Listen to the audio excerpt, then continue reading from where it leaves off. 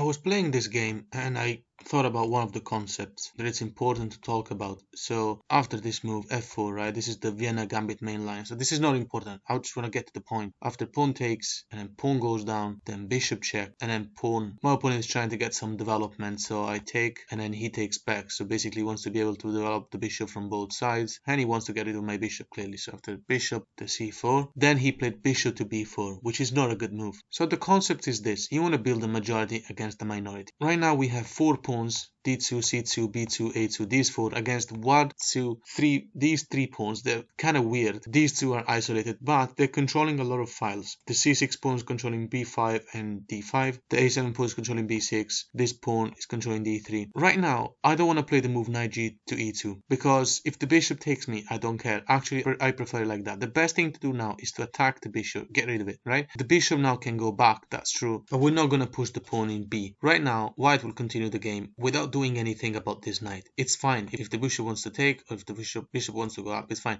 Right now, fine enough, the best move for white is knight g to e2, but it's not to protect the knight. In fact, if black takes the knight, the best way to take back is with the pawn, believe it or not. Even after the swap of queens, king takes back, right now white is better, because right now we have a majority against a minority. We got 4 pawns on the queen side against these 2. We've managed to get this d2 pawn away from the d file.